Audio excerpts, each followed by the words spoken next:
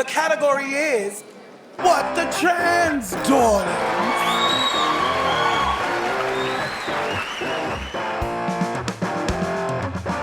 Well, hello, and a very time zone appropriate welcome to you, and welcome, of course, to What the Trans! What the Trans, of course. I like that. Of course it's What the Trans. You know that. You're listening to it. Yeah, like they'll have clicked on this. It's fine.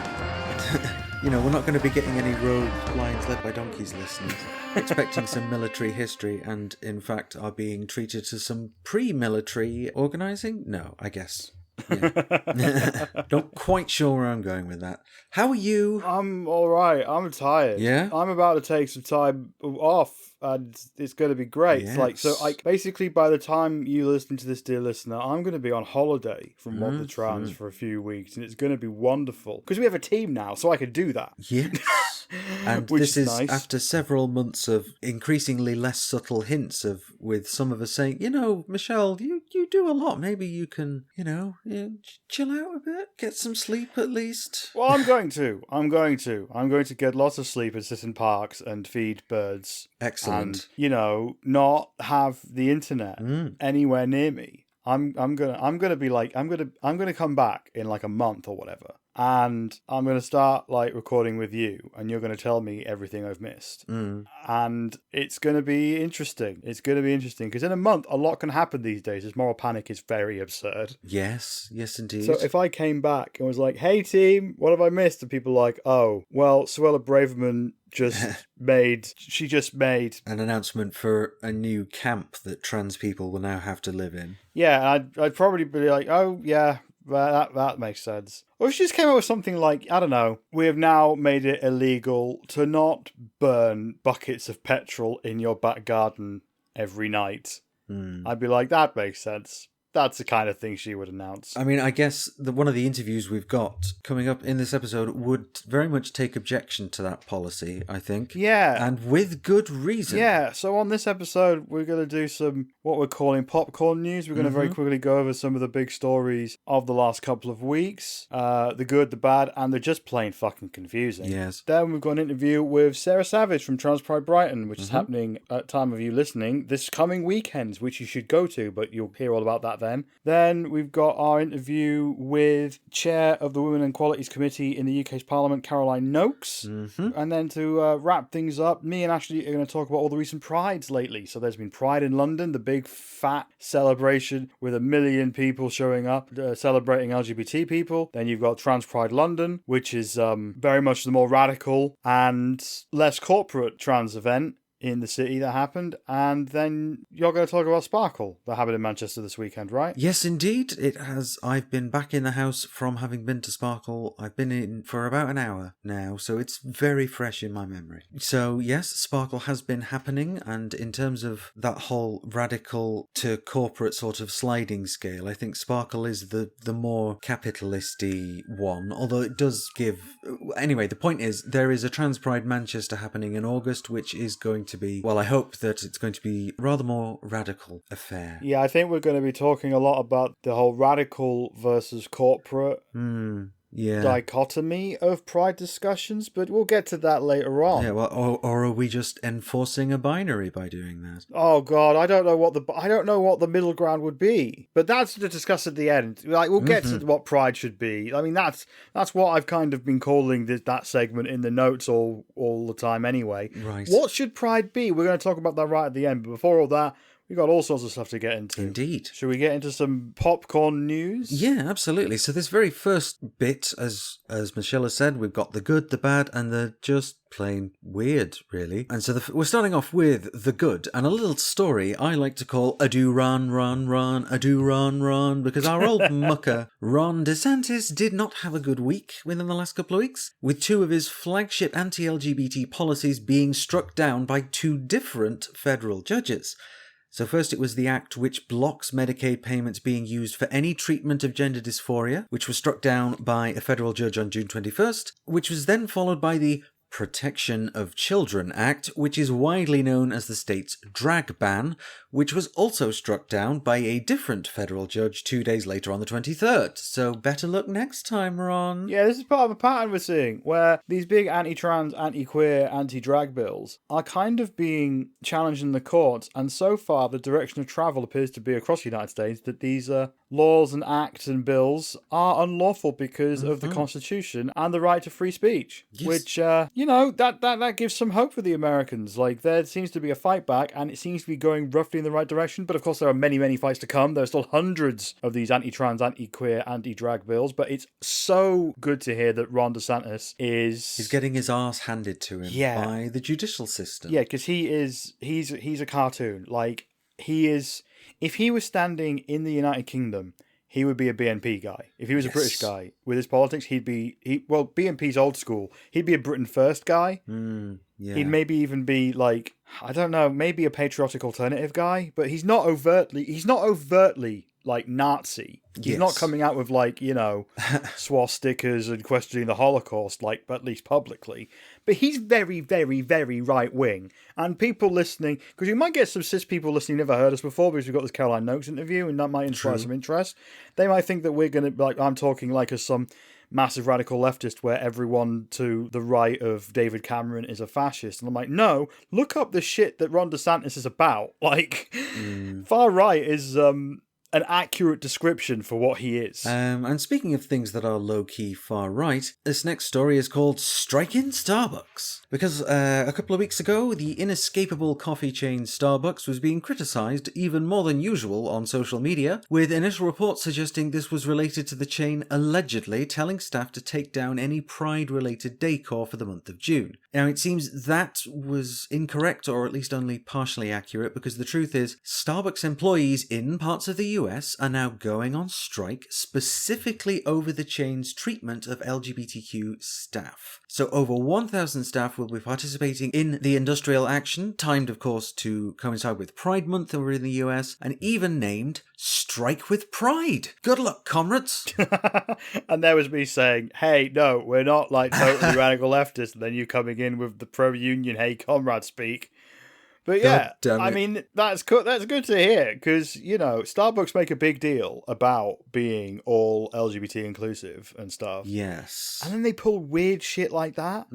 Yeah. And obviously the staff aren't happy about it, which I can understand. Yeah, justifiably so. I think that's exactly the sort of thing to strike about. I had a good laugh when I read that was happening. I thought that was brilliant. And I just, specifically with it being Strike with Pride, it seemed worth a mention. And obviously striking back against the corporate overlords is always to be encouraged, comrades. There, you see? So I'm the lefty one, and I'm the lefty one that tries to make allowances.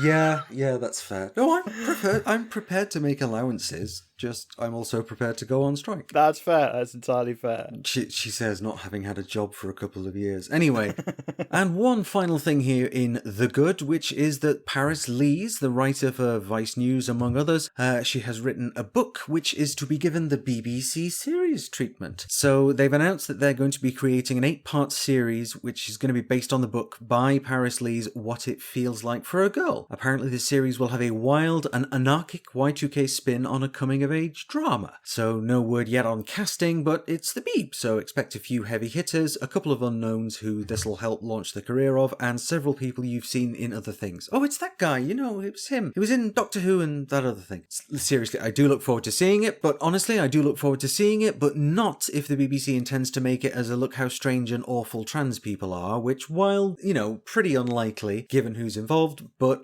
it's not totally beyond the realm of possibility, which is depressing, but... The thing with the BBC is, the BBC is made up of hundreds of different departments, and there's BBC News, which has been, I would argue, not exactly fair or good at covering trans issues. Yeah, and then there's BBC creative departments, and Paris Lees is writing the show, or has written the show. She's written the book, but she's also going to write the scripts. So that gives me hope that it's going to be a pretty good show, because she's a damn good writer. And obviously all the people you'd expect, are all just like meh, meh, meh about it, but you know what? It's what we expect from them. So we'd be kind of disappointed if they didn't come out with meh, meh, meh, meh about it, you know. I would be quite overjoyed if they didn't, to be fair. I'd be quite overjoyed if they were like... If they could just chill out for like 5 minutes. Yeah, because it's like, it's a BBC TV show. It's not like, you know, it's a cool thing and a big deal, but it's not going to...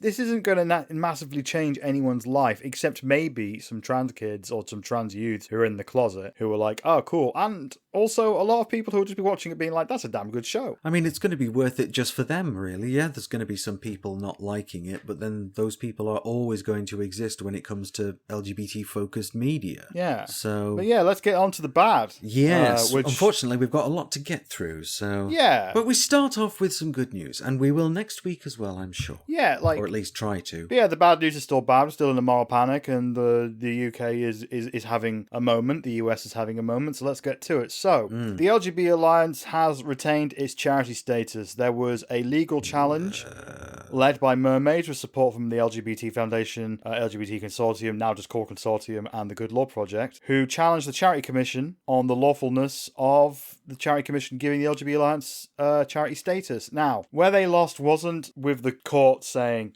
oh no, the LGBT Alliance absolutely should have been called a charity, it's all fine, which they kind of didn't. They didn't get to that, because they lost on it being about the standing of Mermaids specifically to bring the challenge at all. So standing in the judgment seemingly means, like, how much are they affected by the decision to make the LGBT Alliance a charity, and they deemed that Mermaids were not sufficiently affected enough to have standing to bring the challenge in the first place. So it still leaves the question, should the LGBT Alliance be made a charity? That hasn't been brought up in the court. So yeah, they've not answered the question as such, have they? They've just tossed it out on the technicality. Yeah, I'm not sure if technicality is the right word. Well, but it kind of is. Yeah, it's probably accurate. A point of order rather than a point of law. I guess. Yeah. The question remains: like, could other people challenge the LGBT Alliance, and was the decision lawful or not? Obviously, the Charity Commission and the government believe so, but and obviously the LGBT Alliance believes so. But then, but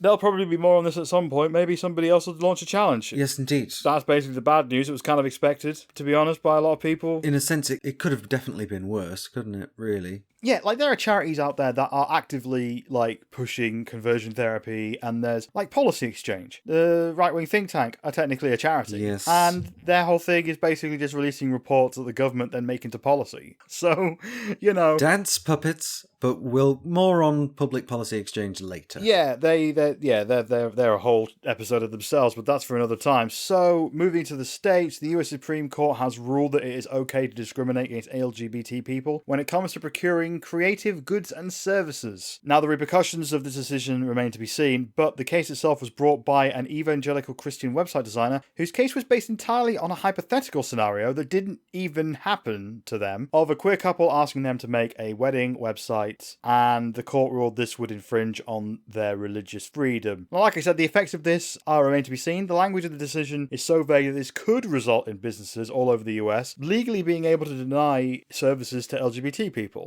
Signs up saying, no gay people or no trans people. But with these kind of things, the decision comes down. How that plays out in the world could take some time to figure out and see. Like, there'll be probably some push and shove between businesses who are like, well, can I do that? Because we're not a creative industry. Like, I'm not a cake maker. Can I just deny gay people because I don't like them? And there's a question mark there now in America. So we'll find out at some point, maybe, what the hell is going on there, but it doesn't sound good. Yeah, not the best. Not the best. Because they're just sort of squeezing the door open a little bit more, because the next person's going to come along from a non-creative industry, and then the next one's going to come from, they have any one of a number of people who I'm sure they think they can trump up into a case, and this is one of them. It was entirely this hypothetical scenario that I should be able to deny these people whose relationships I don't respect. Yeah, well, this was an Alliance Defending Freedom case. They're an infamous of course it was. Hate group in the United States with a lot of money. They do have a UK office. They do. They have been pushing various anti-LGBT stuff for a number of years. They are very, very bad, basically. They are a very, very bad thing. If you just look at the kind of things they want to do, they want to, like, reduce to nothing reproductive rights. They want to reduce to nothing, like, like LGBT rights. And yeah, they're very bad. And they did this. And the Supreme Court is like 6 conservatives who love that kind of stuff and 3 non-conservatives who don't. Well, it's more like 5 conservatives and 1 person who just seems to move between the 2 binaries, depending on what they're talking about. I see. But yeah, Trump has basically stacked the Supreme Court with some people with very, very questionable views, and they are rescinding everything good about America that they can. That seems to be the plan. Yeah. But we will cover that more in the coming weeks and months as America goes through this moment where they saw like the anti-trans moral panic that's been going here since like 2016, and we're just like, we can do that more and better with a higher budget and better special effects. And they are.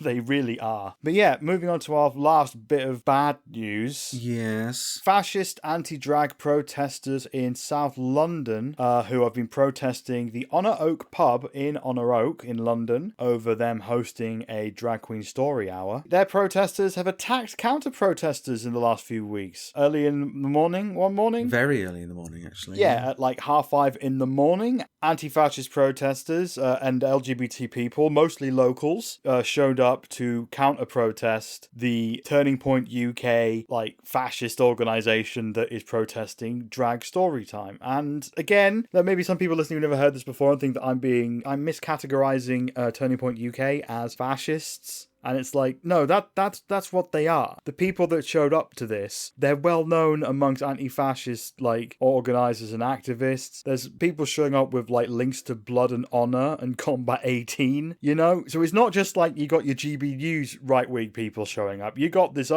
other people too who are showing up who are like, oh, I want to duff up some queers. Yeah, like the kind of people that you're like, if I ask them about the Holocaust, flip a coin if they're going to deny it happened at all. You know, like that's the kind of people this is attracting. But yeah, there was a number of injuries incurred to counter-protesters. The police got involved at one point and seemingly harmed the counter-protesters as well when they were trying to split things up. Not seemingly, I think they very definitely did. And yeah, I'm trying to be legally safe.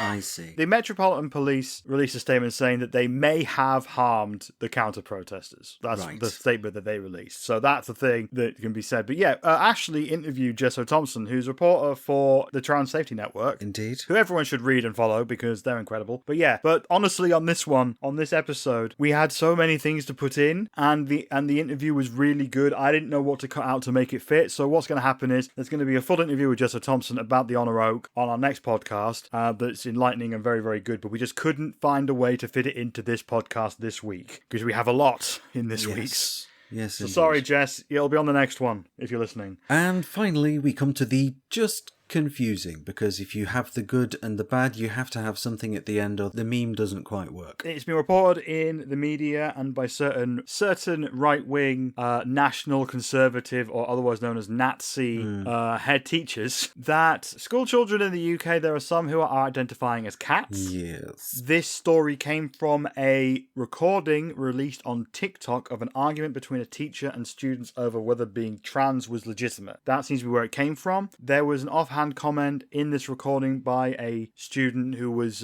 very much voicing anti-trans sentiment along the lines of identifying as a cat or whatever doesn't make you one. And so the right-wing press really took the ball and ran with it by saying that there are, basically making a big deal about how there are now students who are identifying as cats, seemingly as an indirect attack on trans people being a thing. Yes, because by making that seem ridiculous, it makes us seem ridiculous by extension or something. I think that's the logic. Yeah, the logic is basically, you got these people who identify as boys and girls, men and women, you know, what's stopping kids from identifying as cats and that being taken seriously? If we're going to take seriously trans people, or we're going to take seriously cat people. But the thing is, Byline Times asked the specific school it came from if any students identified as cats, and the school said no. Mm-hmm. But the right-wing press seemingly acted like this was real, even getting to the point where this right-wing press asked Keir Starmer about it, asked what he thought of the whole thing, who told the press that he said he thought it was ridiculous and children should identify as children. So we're getting to the point now where the UK press are just making weird shit up. And this isn't the first time they've made weird shit up, but this is some weird shit. I mean, because when I first heard this, Ashley, right, I didn't know anything about it. I didn't do any reading, but when I first heard it, I was like, oh God, somewhere some kid is pretending to be a cat, because that's what kids do. Kids play. It's a thing called playing. Kids pretend to be things when they play. That is that seems to be I'm guessing that's where it came from, but it wasn't even that. Yeah. It wasn't even that. It turns out they just kind of made it up. Yeah, which this is usually America seems to be taking after the UK when it comes to the transmoral panic. But in this case, I think the UK has learned something from America, where in the States, quite a while ago now, over a year ago now at least, there were news reports of apparently there was a teacher saying that there are schools putting litter boxes out for the kids who identify as cats. Turns out that was a complete and total hoax. Much like this, and all of it designed to be all like, well, we got children who are identifying as trans. Then wouldn't it be ridiculous? It's just as ridiculous as children identifying as cats. Like, being trans isn't real, and oh my god, it's so weird and it's so horrifying that it reached Keir Starmer, who answered the question as if it was a real thing. Yes, you think someone at some point, somewhere in that chain, would have checked, but seemingly no one did. Yeah.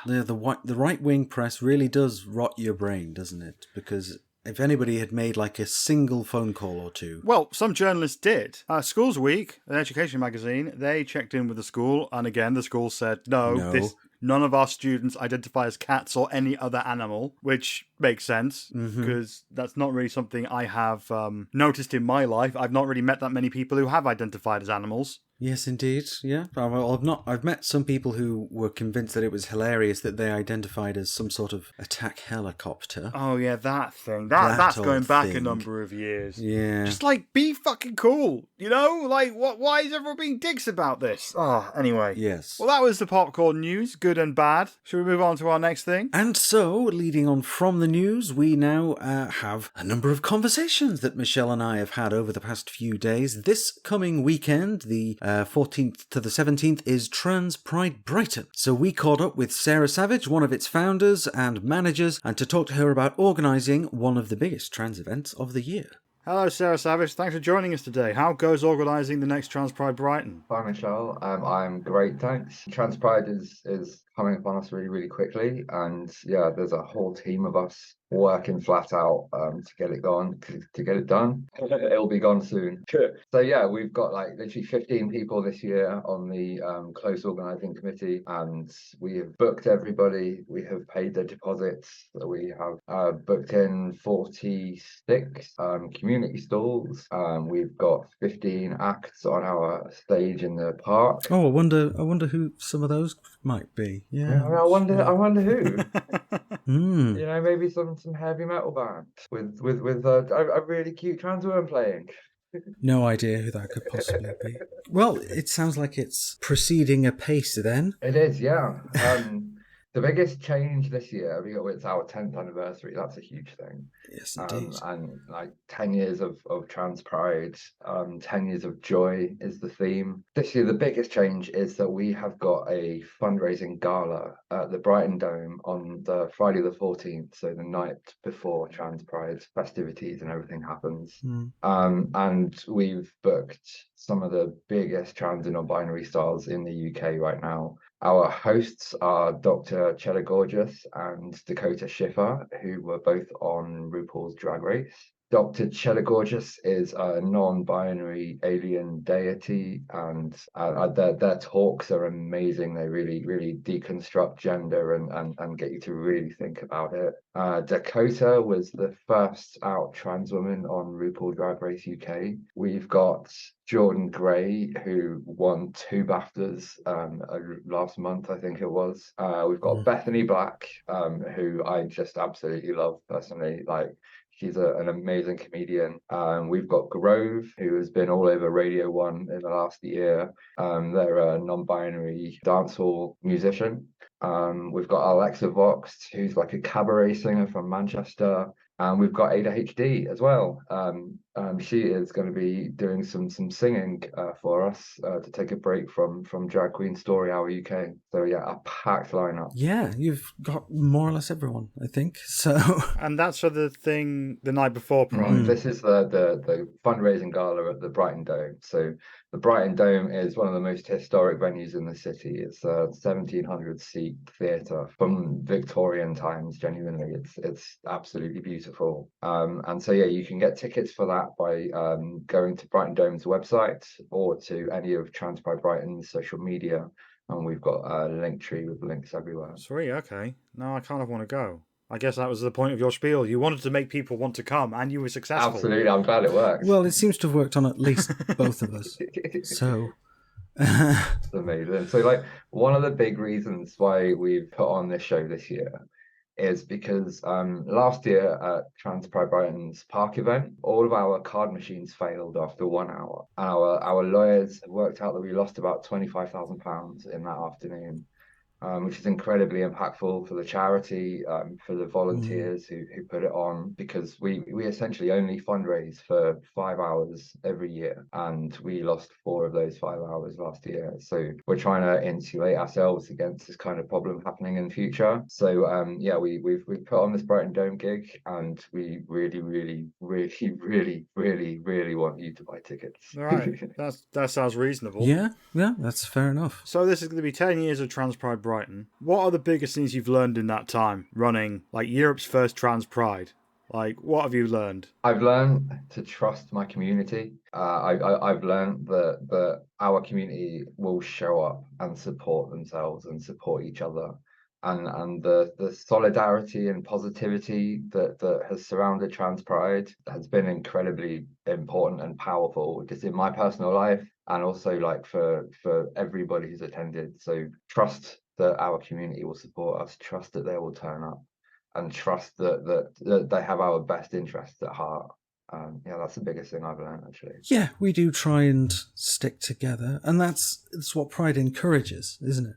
I think. So with that, what was the impetus, right? There's always like a trickle of things or one big thing that just makes a group of people look at each other and go, hang on, we can do something with that. We can do something about that and create something like Trans Pride Brighton. What was that moment? Was there some sort of realization that we need this? Yeah, absolutely. So like 10 years ago was just after my trans summer, which is, where I got my start in activism. And back then there was a movement from society that everyone agreed with, that trans people deserved to be treasured. And so in the city, I guess the entire city was feeling it, because there were, 2 small groups who were trying to do the same thing to create a trans pride. And we came together and we decided that this needed to happen. And literally, like it wasn't, okay, I'm a co-founder, but like it wasn't solely my idea, and it wasn't anyone else's individual idea.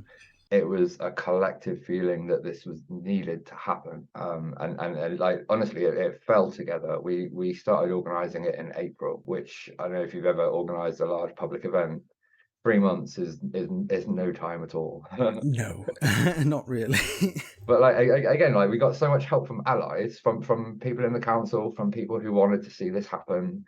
In 2013 was a very different time to how we are today. Yeah, and the support was just incredible. So what dates, when is the night before big gala, and when's Trans Pride Brighton itself? The Trans Pride weekend now, it starts actually on Thursday the 13th of July, with Fox puts on a film night with my generation at the Duke of York Cinema. And then on Friday the 14th is the Brighton Dome fundraising gala. Saturday the 15th of July, we meet at Jubilee Square at 11 a.m. for the protest march. The speeches start at 11:30 and the protest march leaves at midday sharp. And so there's a walk of about 1.5 miles along flat ground to Brunswick Gardens. If you don't want to walk that far, if you can't walk that far, we have an accessible start of the march, which is outside the Hilton Hotel and there'll be loads of people there. And it's about a 5-minute walk from the Hilton Hotel to the Brunswick Square. And then once we get to Brunswick Square at about 1 o'clock, we will be welcomed, as always, as every year for the last 10 years. The Rainbow Chorus will welcome everybody into the park. They go from 1 o'clock, and then we have 15 trans and non-binary and intersex and refugee and sex worker and disabled and all different kinds of all different flavors of the trans experience, who are performers and artists and spoken word people, will perform until 6 p.m. And then from 7 p.m. until 4 a.m. is the Tramfrau after party, which has there'll be like food in the garden. It's at Concord 2. There'll be food in the garden until about 11 p.m. And then loads of really amazing trans and non-binary and queer performers on the stage at Concord 2. It's a gig venue. It lends itself really well to performances. And then if you're still awake or still up, or have woken up the next day with a good sleep, we have a beach party, which will be near the Brighton Pier, and it's essentially like just the most beautiful thing. It's my favorite part of the weekend, is the beach party. There are loads of trans people on the beach in swimwear, and they go for a swim in the sea. And if you sit back and listen to the conversations people are having, a lot of the time, these trans people, it's like their first time in the sea and feeling free and feeling confident, because they're surrounded by other people who are doing the same thing. And so, honestly, the beach party is a bit of a hidden gem, because it's so supportive and just a lovely experience. All right, so yeah, if you're listening, head to Brighton on the 13th of July and stick around. Sleep on the streets, whatever, and stick around for the whole weekend. We will be there, of course, Michelle and myself, or possibly just myself and some of the team. I don't know, we're not really decided yet, but I'm going, and... Yeah, I'll be there. I'll be there on the Saturday, doing what I usually do, running around trying to get people to tell me what they think of it. Sarah is indicating that she might also pop along, just briefly. I might show my face. Yeah, Sarah might be remotely involved at some point. Yeah, as an event, it's kind of like a highlight for a lot of people, and 10 years is a highlight for it, and we'll be there, and we hope it goes magnificently, and that there can be a lot of trans joy at a time when we really need some. So yeah, see you all in Brighton. Yeah, thanks for talking to us today, Sarah. Oh, thank you. I absolutely love what the trans and what you do. And Ashley and Michelle, I've known you both for years. Like, you are strong activists, and a lot of people look up to you. So never forget how inspirational you are too. With that kind of talk, you can come back. Yeah. Thanks, Sarah. Thank you. Thank you. So you can get tickets to the fundraiser from the link in the description at Brighton Dome. That takes place at the Brighton Dome at 7:30 this coming Friday, if you're listening to this at time of release. Yes. And Trans Pride Brighton has events all this weekend, starting from Friday the 14th, including the march and stages and music and fun on Saturday and the beach meetup on Sunday. So go to that. And we're going to be there, won't we? We are indeed. Yes, I'm going to be there. Partly to have a lovely little queer holiday, but also because I am playing. I am playing on stage with St. Lucifer in Brunswick Park this coming Saturday. Gosh, it's come around awfully fast. Yeah, and I'll be at the front trying to start a mosh pit. Cool. Yeah, well, we'll see how that goes. Yeah, Trans Pride Brighton isn't usually like a mosh pit place, especially because it's going to be in the middle of the day, in the sun, by the sea. But, I'm going to try my damnedest. Hell yeah. Even if it's just a one-woman mosh pit. I'll be there just pushing myself around. Yeah, okay, cool. Again, I'll be able to see how this goes.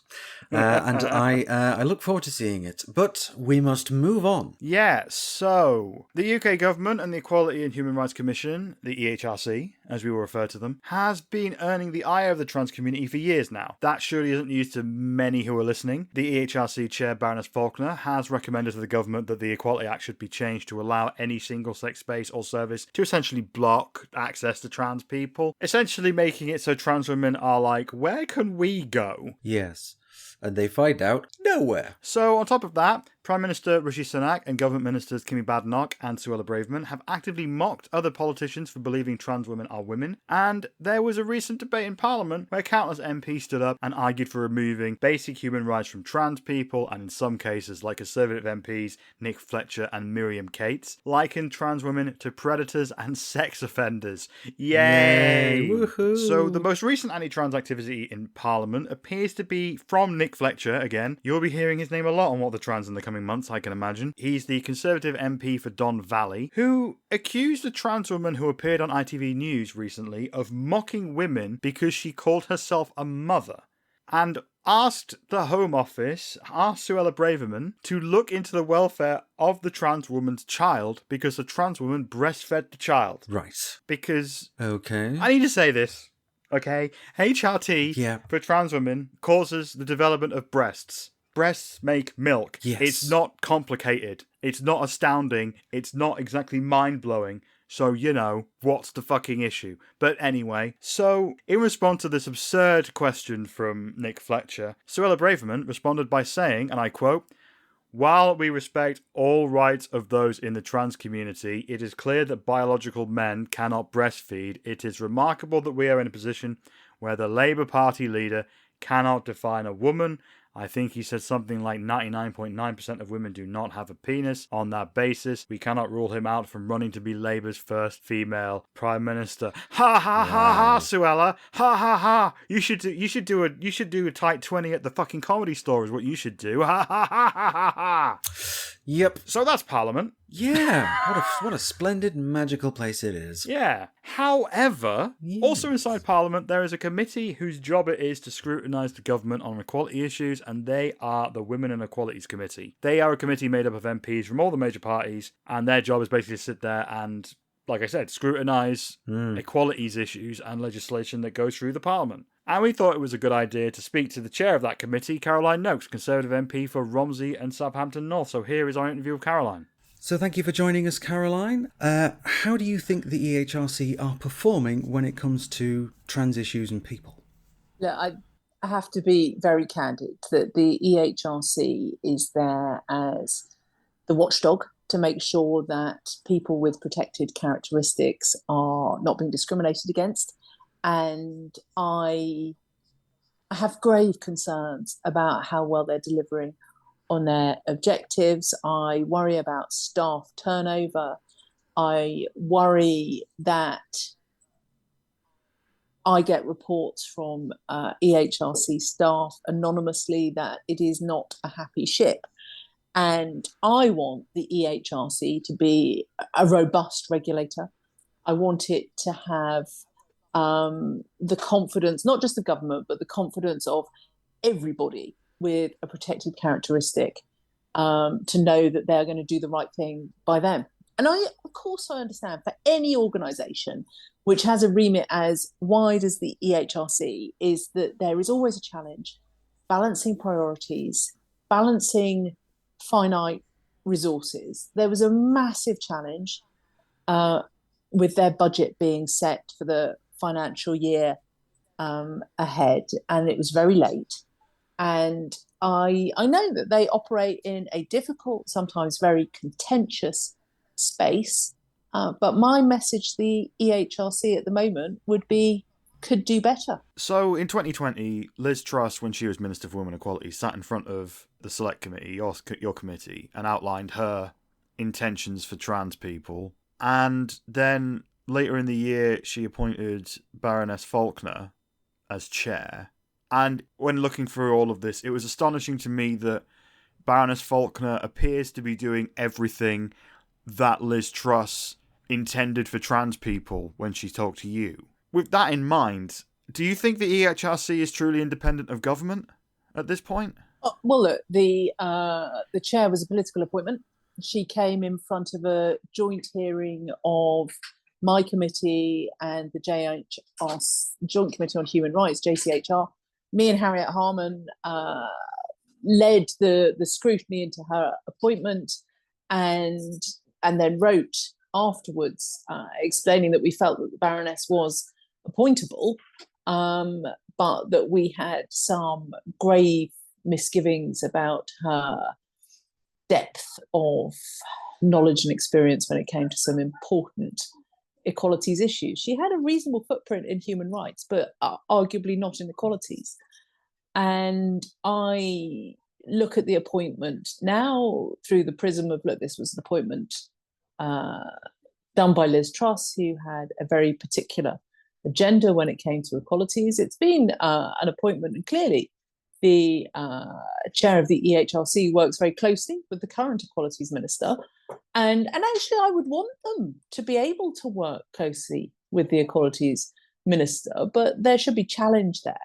And I always say this, is look, how do you get a pearl? You put a bit of grit in the oyster, and I don't want to see a cozy relationship. I believe that you have to have people that can have robust and frank conversations. And at the moment, I feel as if there is a very particular direction of travel when it comes to gender critical views.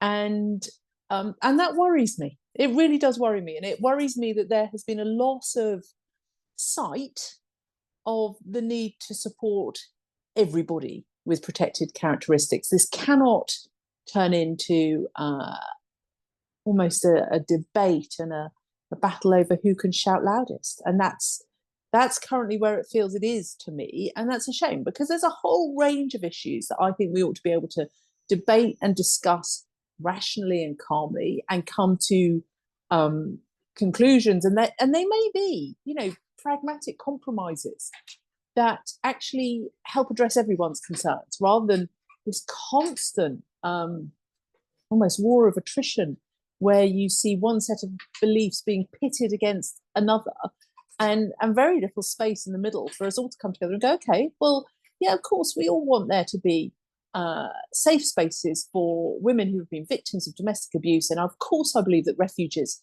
should be able to do that. But under the Equalities Act at the moment, they can.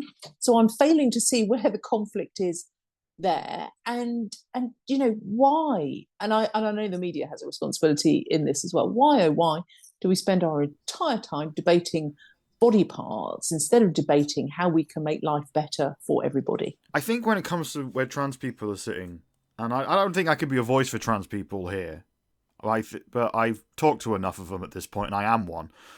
So I think I could say that, it doesn't feel like the government or the EHRC are at all thinking about how trans people are supposed to live with what they're planning and what they're talking about. It doesn't feel like there's a consideration with that. Would you agree with that? Do you think that the government and the EHRC are at all considering how trans people are supposed to live with whatever they're planning? And I'm very conscious that there's a real focus around a perceived, and I use that word very deliberately, a perceived threat from trans women. Nobody talks about trans men.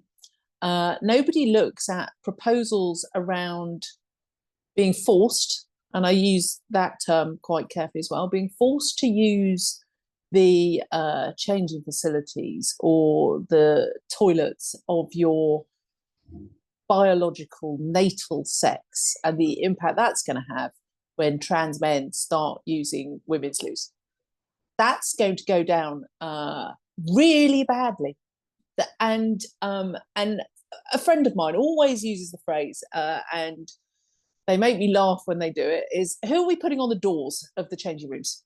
Where is the person with, as they describe it, the gender inspection stick? And I say this from a really pragmatic perspective. I want people to be able to use the bathroom, the changing facility that they are most comfortable in, that they feel safe in. And much of it, and nobody wants me to be this pragmatic about life, much of it comes down to design. You can design out all of these challenges. So I take criticism from both sides, and sometimes it's absolutely fair and justified that I take criticism from both sides, because I come at this from a position of wanting to be constructive and helpful, and sometimes I will be ignorant. And I actually really appreciate it when people pull me up and say, you're just wrong, or you've misunderstood that, or you've oversimplified this, because that teaches me stuff. And I think that's really, really important. But I take the view that when it comes to, and let's go with toilet facilities, because that's what everyone talks about. When I was a minister at the Cabinet Office, we had bathrooms, gender neutral bathrooms. And each one of those individual loos had a toilet in it, a cistern. It had a wash basin, and it had a hand dryer, it had a mirror, everything that you'd want in your loo. And they weren't men's loos or women's loos or gender neutral loos. They were just loos. And everyone felt safe using them because guess what? You've got a proper little room, floor to ceiling, doors and walls. You lock the door, you're in there on your own. And to be quite frank, it was all very pleasant. It was all very clean and nice. And that, I think, should be the gold standard. And when people get terribly agitated, and they do, about, they're introducing gender neutral loos in Parliament, let me tell you, in Portcullis House, in the corners, on all of the office floors, you have bathrooms, and they've all got a shower, a bath, a loo, a hand basin, all of your washing facilities, drying facilities, etc. And nobody ever comments about the bathrooms. Nobody ever says, they've got gender neutral bathrooms in Portcullis House. They're just bathrooms, and they're really well used because, I always tell everybody this is quite a stinky building. So, gets to the end of the day and all I want is a shower. And it's non-controversial, it's respectful, it's easy, it's safe. There is no reason why anyone should feel awkward using those facilities. And I think that's what we have to aspire to. If we're going to have a conversation about loos, that's the gold standard. Make them good by design, and then nobody has anything to complain about. And we do it the whole time on trains, though those loos are a bit grim. In aeroplanes, you just use the loo cubicle, and you don't care whether it's been a man, a woman, a non-binary person, whoever has got in there ahead of you. Everyone uses the same loo. Isn't that what we want? So you may have seen the government has been giving consideration to amending the Equality Act to a slightly more biological essentialist view. What's your view on any potential biological sex definition amendment? Well, I think this is hugely complicated. And I think this is the government opening a can of worms up for itself that, to be quite frank, I don't think needs opening. And the Equalities Act has, by and large, worked reasonably well. And we, I think, are in a situation where any opening up of the Equalities Act is going to be hugely contentious, hugely complicated, because there are already, even without having any kind of concrete proposals brought forward, there are already highly conflicting legal opinions. This is something that I think is going to get caught up in the parliamentary and then the courts process for years. And I fail to understand why it should be a priority for anyone at the moment, unless you're just looking for a wedge issue. And to be frank, we have a general election coming within the next 18 months. And that will be a general election that will be fought on the economy. I always tend to get terribly flippant at this point and tell people it will be fought on potholes. It will be fought on the health service. It will be fought on education, policing, probably immigration. And I do not understand why anybody would think that this was a good issue to seek to make up front and central in any general election campaign. And my advice, and look, I've always been a very pragmatic politician, my advice would be leave this well alone. And I think it'll all come out in the wash after the election. Yeah, I think the danger that trans people are seeing from this is that if the government did decide to make it lawful to discriminate against trans people when it comes to access to single-sex spaces, which is what this amendment would be about. In a recent debate in Westminster Hall, a lot of MPs stood up and supported the idea of it, so that basically spaces could say no trans women here, no trans men here, and all of that.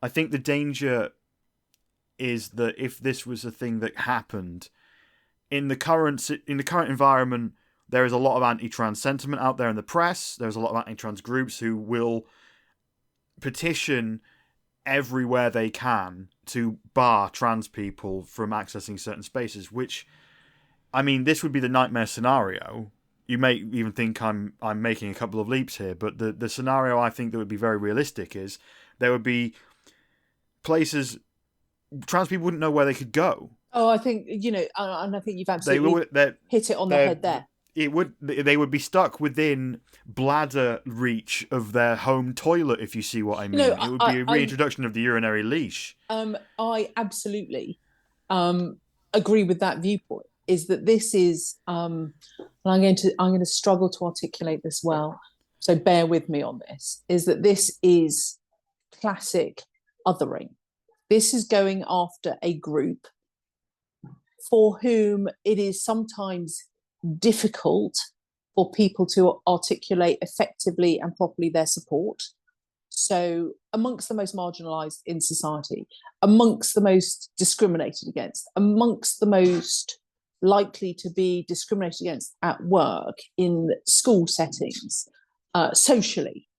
And to me, this is a classic, and I feel very uncomfortable saying this is a classic bully tactic. We're going to go after the small group who too few people care about, and we're going to other them, and we're going to make it all but impossible for them to access services that the rest of us take for granted. And I know you've heard my views on loos, but there you go. You're going to make it very difficult for them to go out in public and find facilities that they need and are comfortable and safe with. And it does go back to that. Where are the trans men going to the loo? They're coming into the ladies' loo with me. Is that what this amendment is going to achieve? Yes, it is what this amendment is going to achieve. Right up until the minute that actually happens, and people start looking and go, "Oh, what did we do here? What did we do?" And so, look, I feel very anxious and uncomfortable about it. I like to veer into the space where the reasonable, pragmatic majority of the population who just want people to be able to live their lives, who want people to be happy and comfortable and safe, are going to go, what are we doing here? And any sensible political party will look at it and go, this is an amendment that isn't going to work. This is an amendment to the Equalities Act that is going to cause us more problems than we have yet thought of. And that's something that every politician, every parliamentarian should consider when looking at legislation, is what are the unintended consequences of this? And I think the unintended consequences of that sort of biological sex amendment are huge. Kemi Badenoch in the past has expressed some views that many in the trans community would outright call transphobic, or at the very least insensitive. And recently, government ministers like Suella Braverman and the Prime Minister himself has regularly mocked other party leaders for essentially believing that trans women are women. What do you think of that? I wish I had a more pointed question, but it is what it is. So what do you think? It is what it is. I mean, what do I think of that? I think it's hugely, and I'll go back to the word I used earlier, it's hugely othering. It's very dangerous, and it is seeking to make a group of people, for want of a better phrase, the butt of jokes. And I just think it's unacceptable. So look, I'm very conscious as chair of the Equality Select Committee that I have a voice that I can use to stick up for trans people. It is sometimes hard when there are what I'm going to describe as opportunities in the chamber that you're simply not in there for. So I didn't see the comment earlier this week, but to be quite frank, it was a ridiculous comment, because however much... from Suella Braverman? From Suella. I thought it was a ridiculous comment. I thought it was very telling that there was silence in the House. It was tumbleweed rolling down the aisles. And I think what we face is a need to be more respectful. That people like me call for it the whole time. Let's have grown-up political debate. Let's be respectful of other people's views. Let's have debates, and let's find a space in which we can all talk about our fears and hopes and practical problems and pragmatic solutions that make things better. Let's not use the House of Commons chamber as a place to poke fun at marginalised groups. Let's not use the House of Commons chamber as some sort of I'm not even going to say high school debating society, because I don't think you would have that happen at a secondary school debating society. We should be setting ourselves to the highest standards, and and we'll all be guilty at some point. We'll all say very piously that we have to have respectful debate, and that we have more in common than that which divides us, and we'll make mistakes, and we'll all do it, and we'll all be guilty of it after the event, and we'll all look back on our language used or our tone and think, oh, I could have done better. I always find that, in debates or in questions in the House, I'll think back on my performance later in the day. I think, that wasn't your finest hour, love. Try harder, think more carefully. But I had a really great grounding as 18 months as the immigration minister, where I had to think about every single word I used, because people would interpret every word that I use to make their political point either for or against me. And I go on to say, whenever I'm talking about that time in my life, that I was conscious that it wasn't just the words that I used, it was the tone in which I said them. And we can all do a great deal better with our tone. Well, if you could tell Rishi Sunak that, I'm pretty sure a lot of our listeners would be very appreciative. Like, you saw the Pig News report about what he did with the 1922 committee, making that same joke he always makes. Yeah, and I wasn't in there for that, so I didn't see him do it in person. But I just think we need to be better than that. We really do. And I go back to something that I'm saying repeatedly, so I'm probably going to be the world's most boring podcast guest, is that trans people have a really rough time. I know that from the engagement I've had as chair of the select committee. I know it from the meetings I've had with my own constituents. I know it from some of the opportunities I've had over the past 3 and a bit years to meet trans people, to talk to them and with them about their life experiences. And I find it really distasteful that politicians find it okay to go after the others, because bluntly, this is a group that has the fewest number of defenders and some of the highest number of challenges. Given everything that we've just talked about, that nervousness that trans people might have, and the way that the debate seems to be tending, and even the word debate I used sort of heavy with inverted commas on either side of it. But if you were trans, do you think you could vote for this government? Yeah, I do, actually. I think I could, and I would look at a range of issues that I would choose to cast my vote on. And I could, no doubt about it. I also give a really, really strong message, is that trans people have the right and the ability to hold their individual elected representatives to account. We have a representative democracy. You all have your own MP. Go and talk to them. And I know that in some instances takes a lot of courage. But I think back to my first engagement as a constituency MP with Andy, who is from a group in Southampton called Chrysalis. And they came in to see me with the trans flag, with not a list of demands, but just with a list of issues that they wanted to educate me better about. And I think it's really important. And whenever there is some sort of debate, whether it's about a fully inclusive conversion therapy ban, whether it's about amendments to the Equality Act, whether it's about a whole range of issues, I get emails from constituents saying to me, please, will you come and talk, or can I come and talk to you? Please, can I do a Zoom with you? Please, will you think about X, Y, and Z? And for me, it's always really enlightening and important and helpful to be able to talk to constituents about what their hopes and fears are.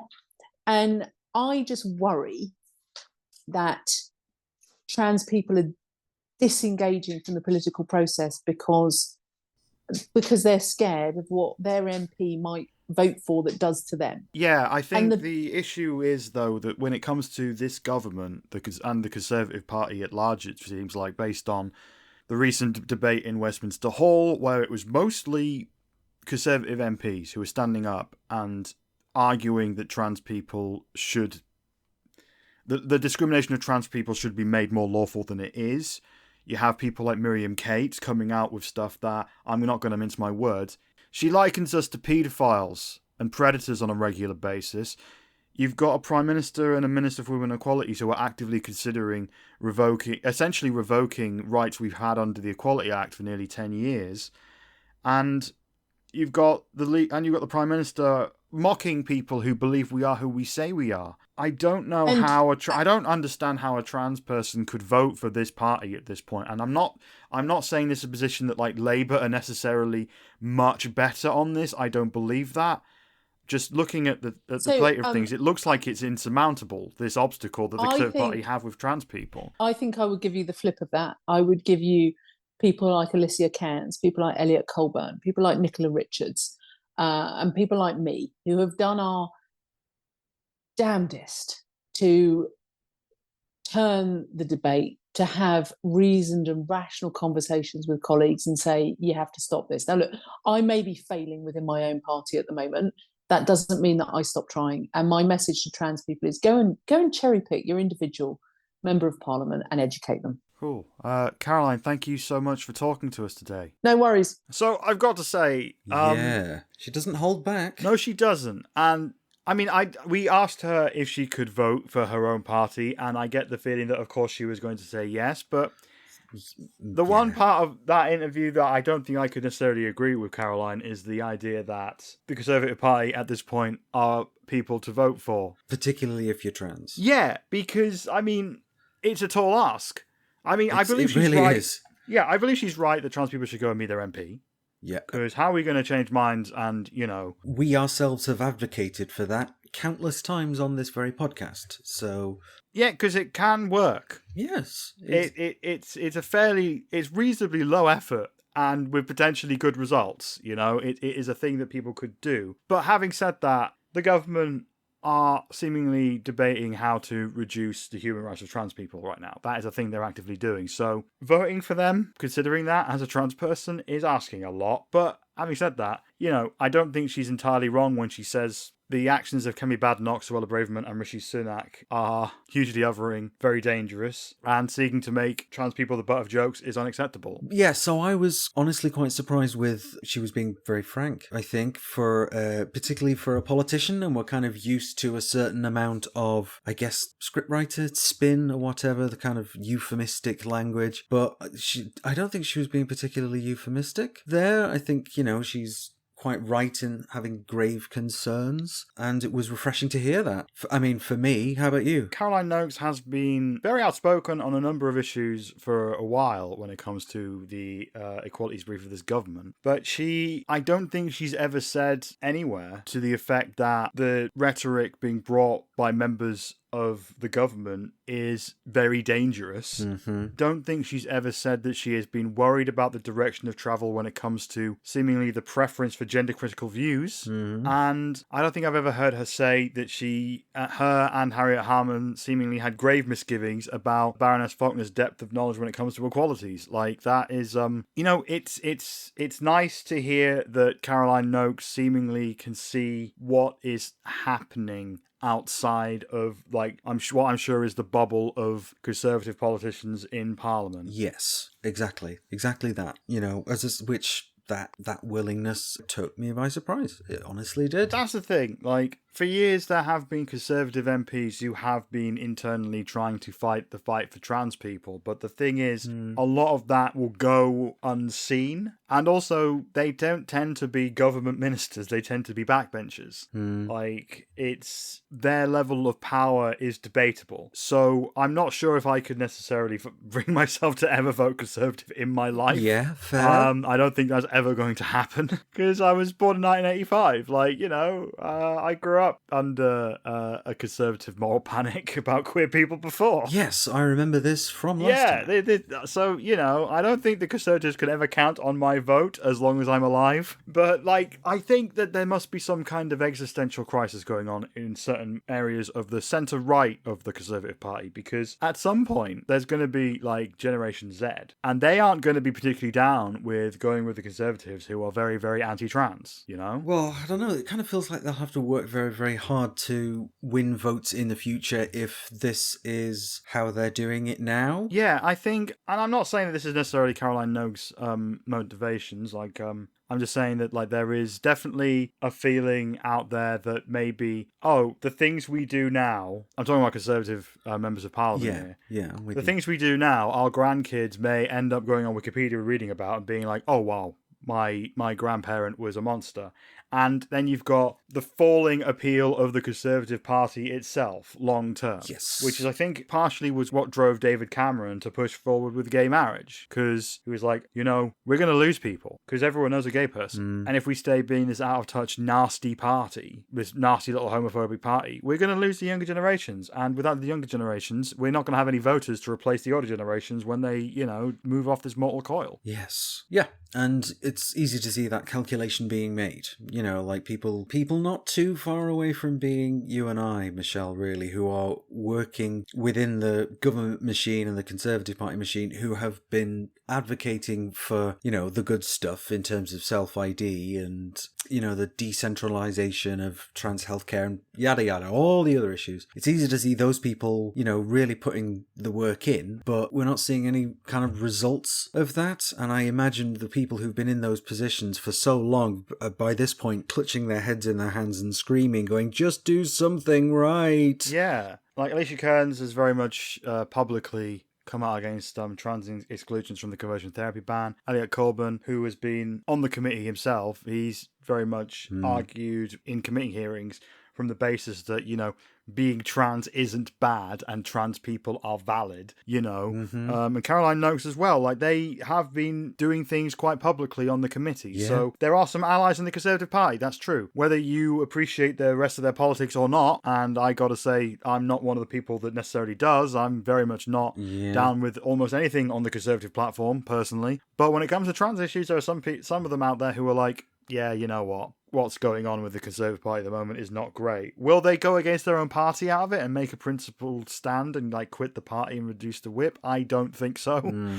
But they will stay in the party and try and do the fight, which is because that's very, very conservative thing to do. That they keep their dirty washing sort of internal as much as possible, I've found. We'll make a cynic of you yet, Michelle. I am a cynic. I know, I just said, I don't imagine that they would make that anyone's going to quit the party over this. No, well, is that not a cynical view? Have I become a realist? I want to go back to being a cynic. And so to finish up this episode, we're going to talk about some prides and, well, I guess some trans Pride-ish events. In my case in particular, Michelle has been at London Pride, and I have been at Manchester's one of Manchester's trans events, which is Sparkle.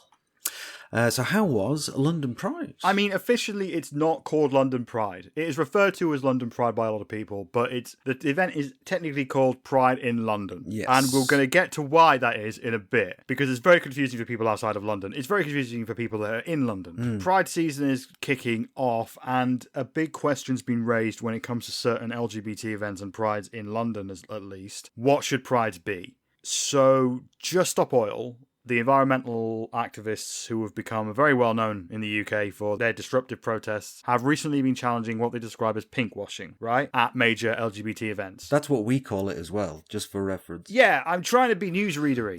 Got you. I'm trying to be explanatory at this point. Because there's some people who have no idea what pinkwashing is. So pinkwashing is the act of a company, corporation, or some other kind of problematic institution sponsoring queer events such as prides or award shows, we'll get to that in a minute, to give the impression that they are more socially conscious and socially progressive than they actually are. Like, for example, the recent LGBT awards that took place in London last month was the focus of Just Stop Oil recently because they were sponsored by BP and Shell, famous polluters of the planet. When I saw that those were announced as sponsors, I thought, I suspect that's going to have some backlash, and it didn't take very long, and nor should it have, really, because, there are some sponsors and it's just inappropriate, Yeah, LGBT awards have been getting this kind of criticism for years. The one time we covered the LGBT awards, we did that.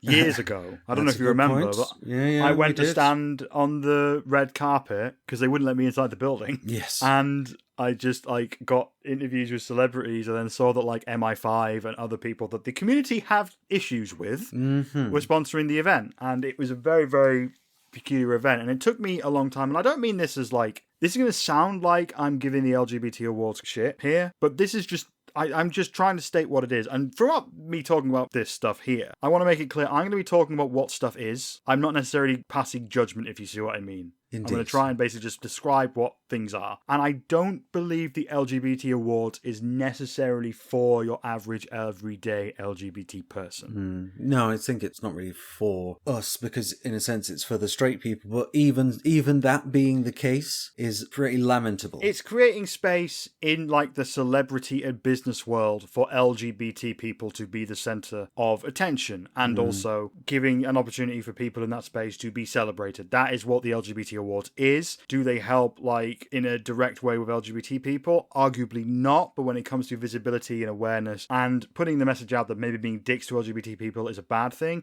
that's what the LGBT Awards is. It's not necessarily for us. And I came to that conclusion when I covered it on this podcast years ago. I was like, I shouldn't have been there. Like, it wasn't for what the trans, if you see what I mean. It wasn't a story worth covering for us. No, and I remember, because I remember, like, talking to you after you'd been there, essentially, and kind of dealing with that. I was depressed. That reality. Yeah, you I were. was very depressed. I thought that, like, you know, at the very least, they'd let me in the building to talk to some trans people who were nominated. No. Instead I was there and Ellie Goulding showed up. And I was like, well, she seems nice and all of that, but I have no reason to interview Ellie Goulding. Sometimes you don't want a couple of minutes on a catwalk with a celebrity. Sometimes you want to talk about substance. And that's what Just Stop Oil are doing. The Just Stop Oil are talking about the substance of the criticism that they have. Yeah, getting back to Just Stop Oil. So they focused on the LGBT Awards, and the LGBT Awards went on to drop Shell and BP as sponsors. Indeed. But then the Just Stop Oil voiced their displeasure at Pride in London, being sponsored by United Airlines. Now, Pride in London took place on the 1st of July. Their headline sponsor was United Airlines, which is an American airline, and had a whole bunch of other cultural sponsors, including the Independent newspaper, Netflix, Coca-Cola, and loads of others. Like, that's, if I am oversimplifying it, that's what the issue is. And Just Stop Oil organised a counter-protest at Parliament Square that took place at the same time, as well as organised disrupting the march itself. We'll get into that in a bit, but before that, here's my interview with Sean from Just Stop Oil. Sean, thanks so much for talking to me today. So what are you doing at Parliament Square today? So I'm with Just Stop Oil, and we're basically staging, for want of a better word, a counter-protest to corporate pride. PIL, Pride in London, is a private corporation, basically. It's a company that hasn't represented queer people in a very, very long time. You know, we've had year after year of bad sponsors, you know, cooperation with the police, anti-trans rhetoric, you know, just been in Pride constantly. Pride is supposed to be a celebration of queerness and our fighting together for a sustainable and better future for queer people. And unfortunately, Pride in London is not supplying that to us. And so we're here to say that we are queer people. This is what the members of Just Stop Oil wanted, our queer members. We got together and this is what we wanted to do. And we're now here to represent that. Did Just Stop Oil do any meetings with Pride in London before all of this? Like, was there any communication between the groups? Yeah, certainly. So we were in talks with Pride in London. You may have seen our demands that were issued on our social media. That came after, you know, negotiation with them. The demands were nice and simple. You know, it was, you know, open, honest about where their funding comes from and how they ethically choose their funders, to incorporate protest back into Pride and to offer training and cooperation with other protest groups. And the third demand was that they issue a statement to end new oil and gas because, you know, the climate crisis is the biggest risk to young queer people. There is no future for trans people, for queer people, for gay people, for non-binary people if we do not take action on the cost of living and the energy crisis and the climate crisis. So opinion seems to have been split, it's safe to say, in the LGBT community. You've got, I saw it maybe on online social media stuff, maybe half of people were saying you're absolutely right. Another half were saying that maybe you shouldn't have been targeting Pride and maybe the tone of the letter was a little bit more threatening. What would you say to the latter group? We've had these issues, you know, non-stop when queer people first started taking action, when, you know, Act Out and all these other queer, they were vitrioled by the queer community as well, because you're putting us in a bad light, you're doing this, you're doing that, this is not what the queer, we've got our little white office jobs and we're fine, we don't need queer activism, and then, queer people of a more marginalised group stood up and said, no, this country doesn't represent us. Pride is a company, it should be a protest, and that is what we're saying. We are not targeting Pride as an idea, we are targeting Pride as a company. It should not be sponsored by British Airlines, it should not be sponsored by American Airlines, it shouldn't be sponsored by Barclays, it shouldn't be sponsored by these things. It should be standing up for our trans brothers and sisters, it should be standing up for our BIPOC brothers and sisters, it should be standing up for queer people, and when they don't do that, they should expect resistance. Queer existence is resistance. The climate disaster has begun, it's safe to say. What kind of disasters are occurring throughout the world today when it comes to climate change? We're seeing disasters all over the world. We had the Canadian wildfires, which got all the way down to New York. People were saying, Jesus, JSO is getting a bit too out there. Now we painted all of New York orange, So, we're having all these issues. Pakistan was flooded, Spain at the moment is going to have massive food shortages due to the heat. We had 40 degrees last year in England. Over 1,000 people died here in the UK from a climate crisis. And we like to imagine it's not going to happen to us because we're in Britain, we're a white nation, and it's not going to affect us. And it is affecting us now. We are seeing an increase in authoritarianism. Authoritarianism leads to bad things. What was the first book burning the Nazis did? It was transgender books. That's what happens when you allow authoritarianism to take over. And if Pride is not going to stand up for queer people, then queer people are going to stand up for themselves. Sean, thank you so much for talking to me today. Thank you. So, Sean there, and I want to clarify something about Pride in London, because what Sean said was technically true. Pride in London are a company, but I think he was giving the impression that Pride in London is a for-profit company. And so as a point of clarification, Pride in London is a community interest company, which is not necessarily the same thing. They are a non-profit. Any profits they do make have to go back into Pride in London and servicing the community. They have to declare their finances to the state, to the government, to achieve that effect. And that's... So the impression he was giving of Pride in London was technically right with the words he used, but it might give the impression to you, the listener, that Pride in London are like a for-profit company, which they are not. But what they do is that they take corporate sponsorship. That is a thing they do to facilitate this massive Glastonbury-style festival in the middle of central London. So, have you ever been to Pride in London, Ashley? What do you know about it?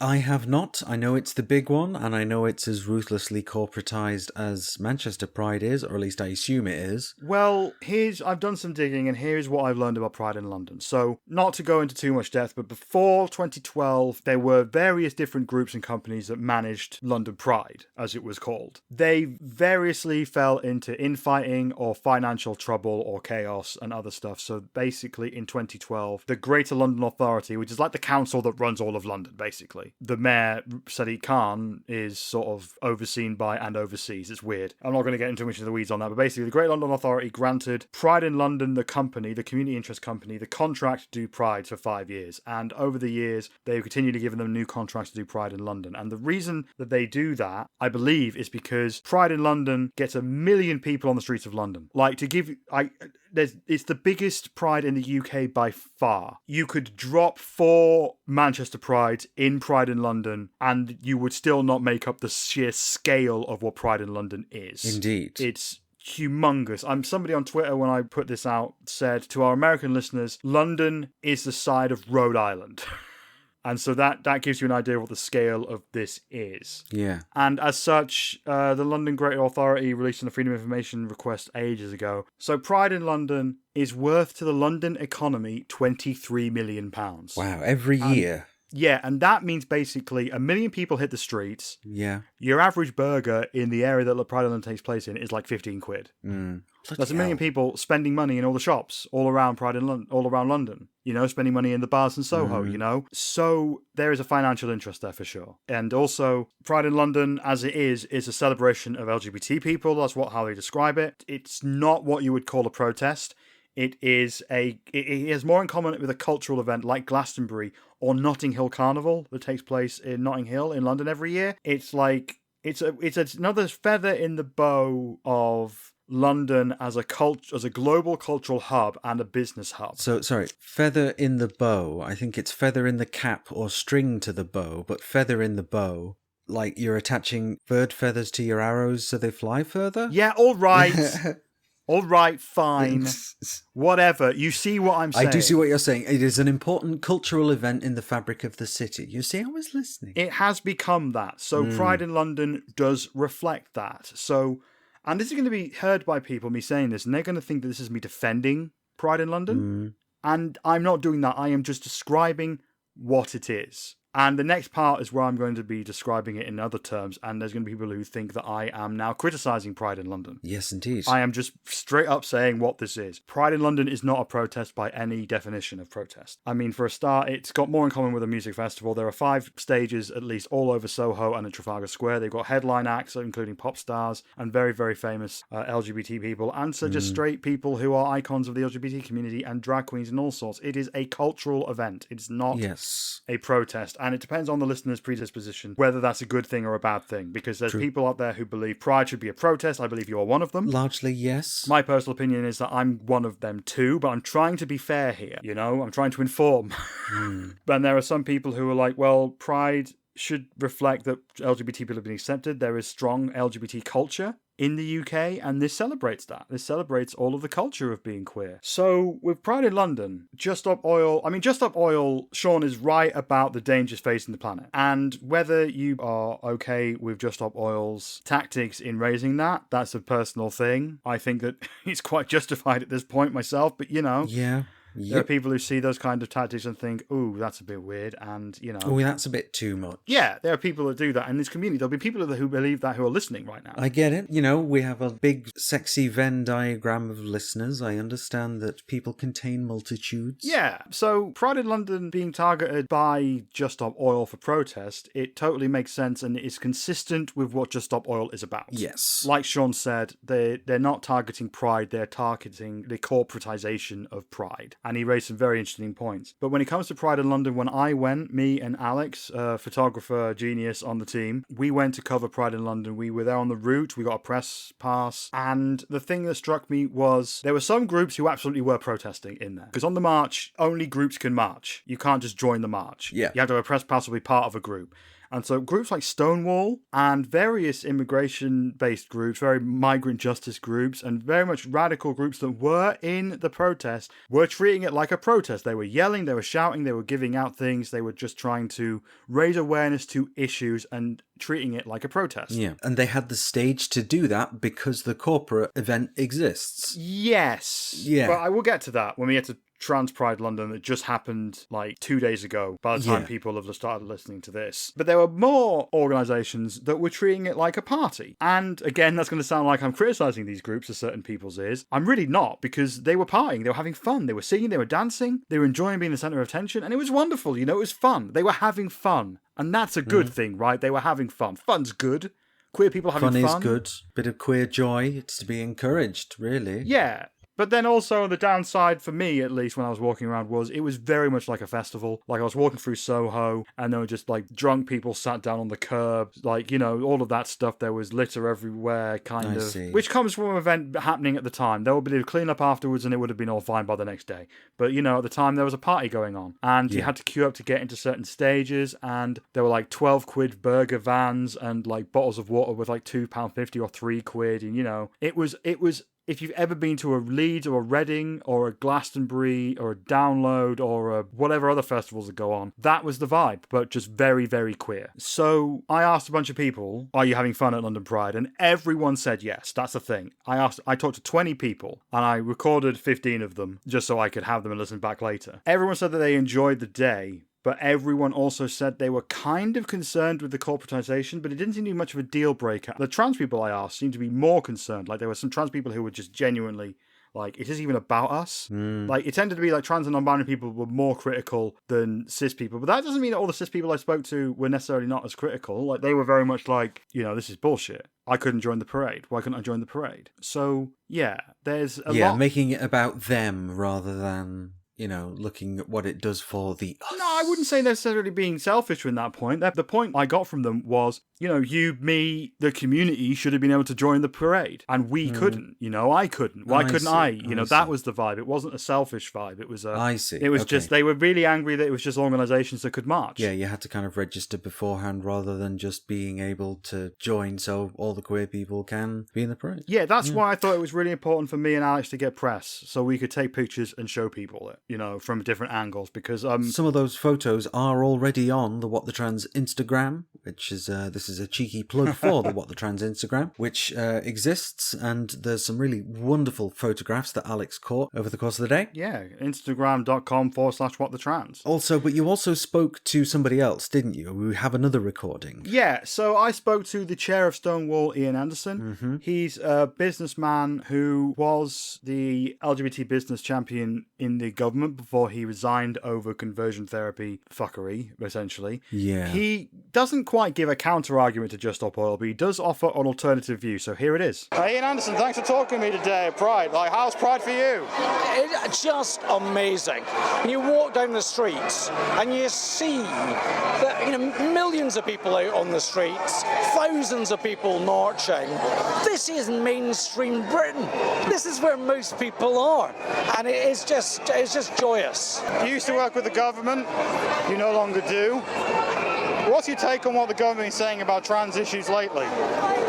Well, the reason I stepped back from being the UK's first ever LGBT business champion was the government was doing two things. One, I don't think it was serious about pushing forward in terms of LGBT rights, but also it was trying to pick apart trans people from the rest of the LGBT community. That's not my politics. I'm a big tent kind of person, so that's why I stepped back. Now, I'm delighted to be chairing Stonewall, and what I want the next government to do, whatever that is to actually have a fully trans-inclusive set of policies for people at work, health, in terms of allowing people to thrive, and I think that's where most people are. The big conversation point amongst our audience has been, the corporation of Pride, sponsors, Just Stop Oil did their thing yesterday. When it comes to where you stand on this, do you have a take on this? Well, look, I'm a business person. I work with business, so you'd expect me to say I want business here. We all need all parts of society here. Do I agree with many of the things that Just Stop Oil are talking about in terms of decarbonising the economy? Yes, but there needs to be a partnership. So look, I'm delighted to see business at Pride, delighted to see the trade unions, delighted to see community groups, everybody kind of coming together to celebrate the LGBT community. Okay, brilliant. Thank you, Ian. Thank you for talking to me. Great to be with you. So as you can hear there, he's very much on side with what Just Stop Oil are about, but he views Pride completely differently from the Pride should be a protest people. It's good to get that viewpoint even if we don't fully subscribe to it ourselves, but that's the counter argument, isn't it? Saying that actually getting corporations involved is good because, and that's what they'll point to. Yeah, it includes everybody, and that kind of argument has been used, and I don't know that this is Ian's position on these other things as well, but that kind of argument is used to justify the presence of police, and armed forces and other problematic groups at Pride. But the thing is with this Pride in London this year, more so than any other Pride in London that I've ever been to, that question has remained, what should Pride be? Yeah. And Pride in London, there were some upsides to it. I'm not going to lie. As much as I don't necessarily believe that Pride in London should be as corporate as it is, and I believe that Pride should be a protest, I was speaking to a couple of younger non-binary people, and they told me that they felt that it was one of the first times that they weren't in a room surrounded by people who weren't like them. And that is magic when you first come out. That feeling when you go to a Pride, yes, it is. The tension falls away. that is magic.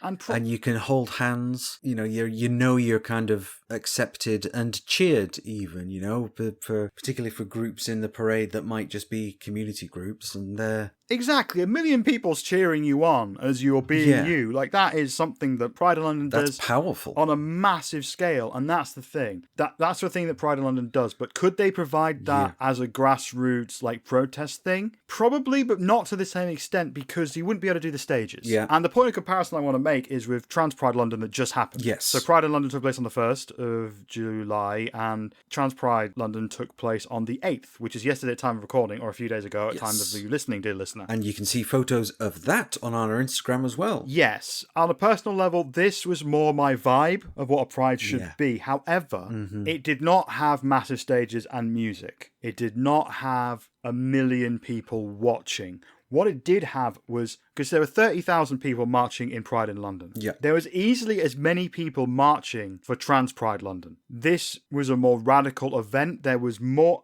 basically everyone who was marching was protesting. There were different groups who were marching and chanting about unions and just more intersectional issues, a lot more issues than just trans stuff, but also trans stuff was obviously the focus.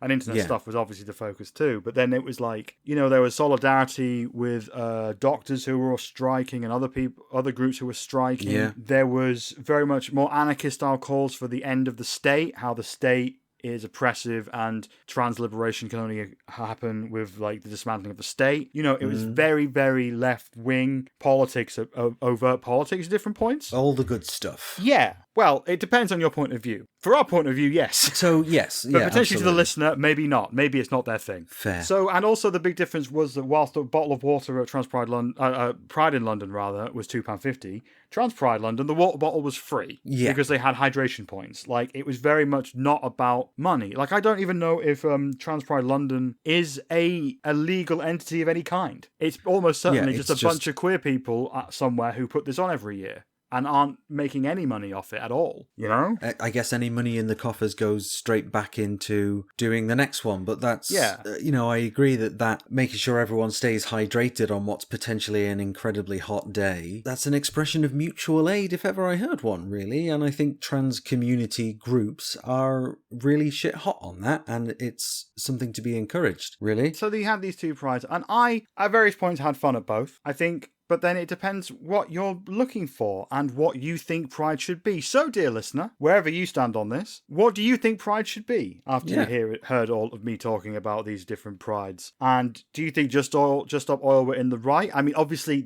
what they're saying is right. The climate crisis is real. Yes, no getting away from that. And we should stop new oil and gas licenses because, you know, it's done enough damage. Yeah, and it's done enough damage already. Yeah. Yeah, in a precarious societal position, that is when fascism can come up and make things horrible. So, you know, like Sean said. But, you know, what do you think of all this? Let us know on all of our things. What the Trans on Twitter, Blue Sky, Instagram, Facebook, Threads. Now the new thing. We're on Threads. Let us know on all of the things, like what you think. Because I'd be interested to know. Because you know where we stand personally, but I've tried to be fair here. Well, I think you've done a better job of it than I would have, I think. Because I'm just going to briefly share. Well, so I was at a Manchester trans event until literally an hour before we sat down to record this. I came home and put my comfies on and sat down to record a podcast with Michelle, and the event that I went to in Manchester was Sparkle. And now the thing that's different about it really is that,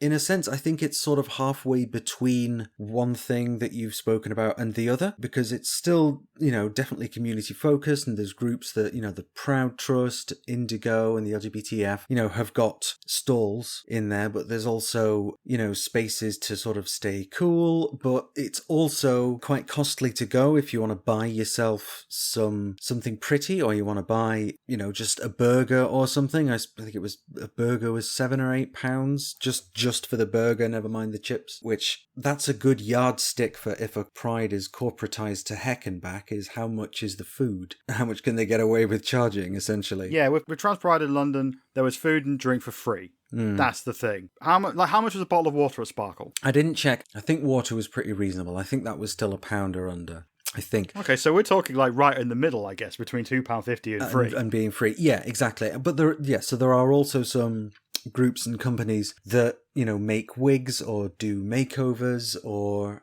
sell handbags and stuff, as well as some places that sell some merch that's really nice, that's kind of worth having. There's some amazing anime-esque wigs that you can get. I've got this t-shirt that I'm holding up for Michelle right now, which says trans bodies are beautiful and sacred, which is a concept I am very into, and I don't think it's a corporation making money off when I buy that. I'm pretty sure it was the artist that sold it to me. So it is, at that sort of midway point. But Sparkle is quite specifically not a pride. It does things a little differently. It was started 12 or 13 years ago, maybe more. It's been going for absolutely ages, but it didn't start out as a community-focused thing. It started out as specifically focusing on cross-dressers rather than trans women. And I know that there's that old joke about how, what's the difference between a cross-dresser and a trans woman? And the answer is about 3 or 4 years. I remember that from 2012. Yeah, exactly. So it's been going since the early 2000s, 2007 or 8, something like that. So, it's been going 15 or 16 years. It must be, because I've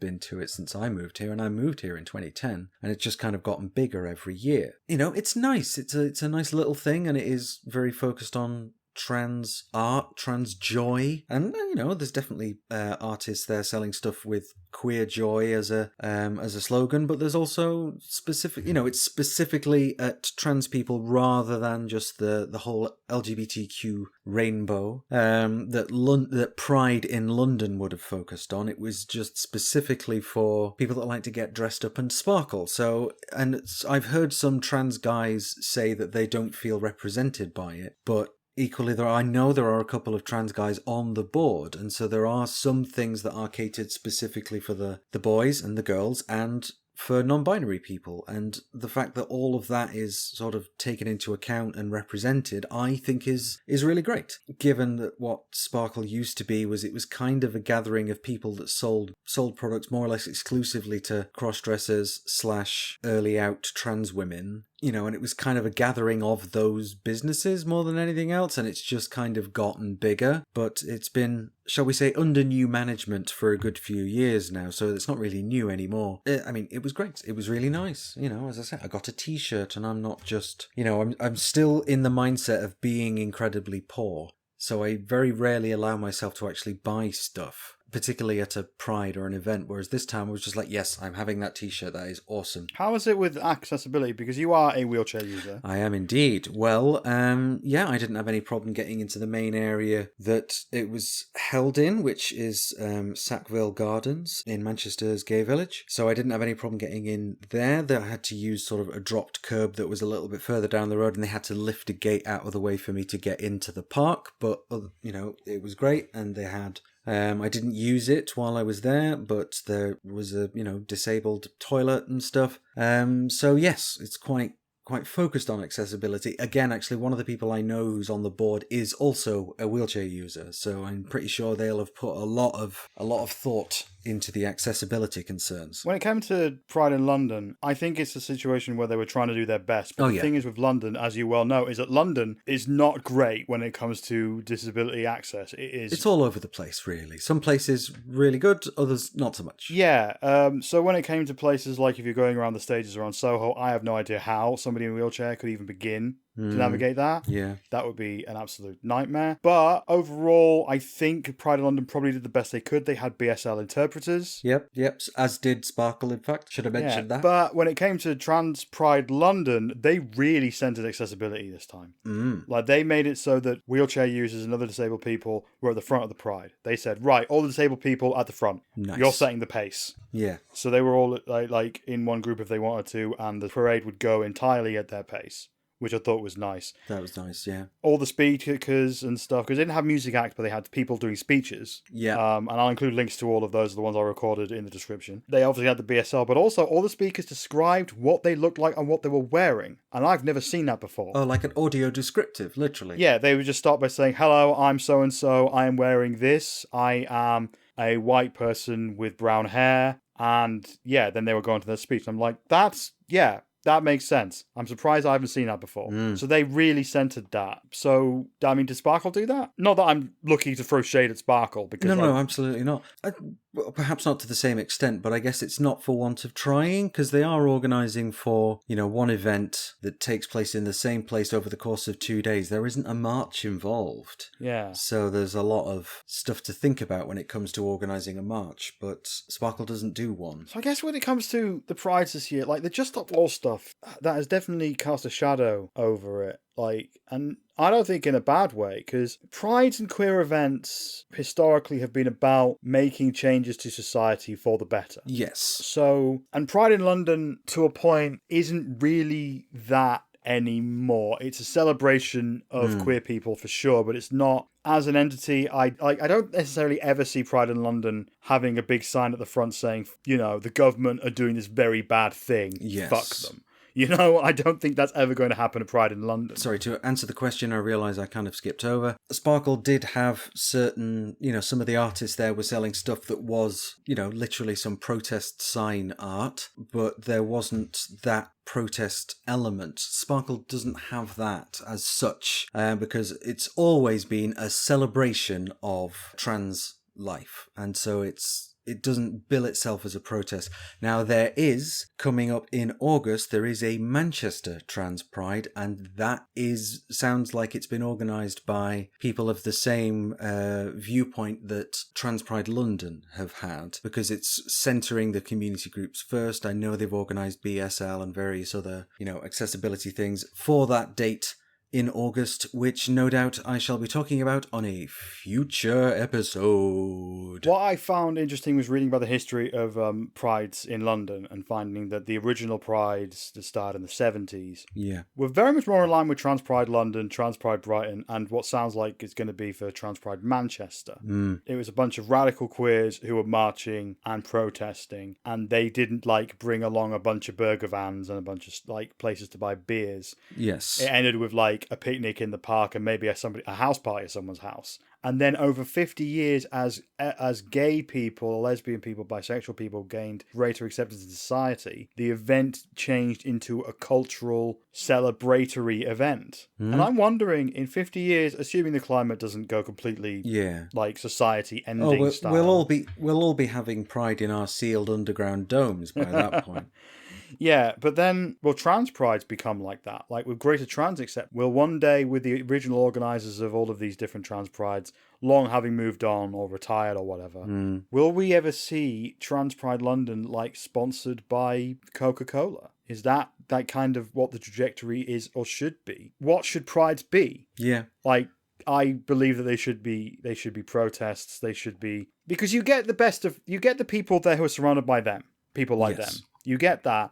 You can get the party thing by just going out on the night afterwards. You can get that. You can even host, like Trans Pride Brighton does, musical acts on the day. Yeah. There are ways to do that. But seems to be the corporatization of pride seems almost inevitable. What do you think? I'm going to give you the final word. I'm going to give you closing thoughts because I've talked a lot. And thank you very much. Yes. Well, I think so there's part of me that says that I don't really want it to change. I don't want Pride to become as ruthlessly corporatized as it can be argued some of them are. And I think Manchester Pride did very well last year to take on board some criticism and have quite a lot more community groups marching in the parade rather than just corporate floats full of corporate employees who may or may not in fact be gay themselves. They're just there to represent the company sort of thing. I would prefer that we stay away from that.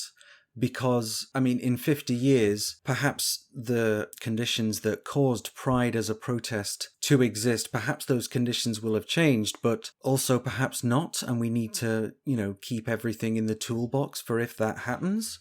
Yeah. Because if we're still fighting the same battles in 50 years, then no, Pride should be even less corporate that far ahead. To me, but I'll let you know in 50 years, assuming I make it that far. I think that in 50 years, we're both going to be still here, doing a version of this. I like to think that we're going to be deep into our 90s being like, yeah, whinging about the kids, those damn youngsters and their cozying up to RBS. The kids in my bunker won't stop drinking all the clean water. Sure, Grandma, let's get you to bed.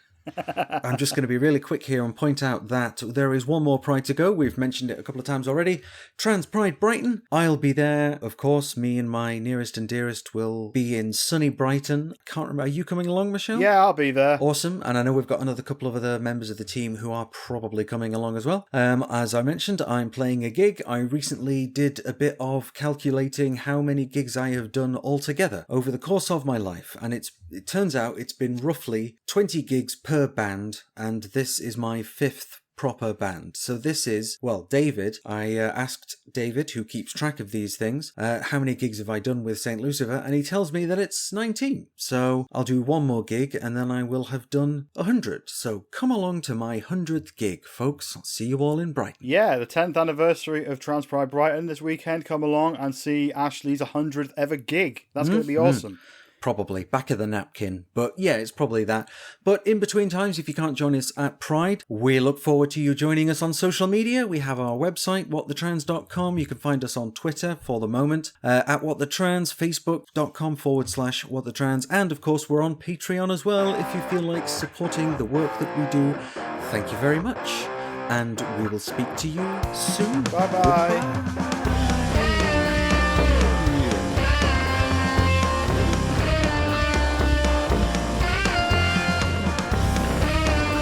This episode of What the Trans was written and produced by Ashley Talbot and Michelle Snow. And we'd like to thank our Patreon producers, Rose Absolute, Sarah, Catherine Halkett, Sina, Kiki Tetley, Derek, Sky Killeen, Eric Wildman, Obfuscated Orange, Jude, Fergus Evans, Anubis Ajackal, Kamina, Brandon Craig, Jenny, Break the System, Sean Phillips, Heidi Rian, Ezra, Sophia the Sixth, what happened to the other 5?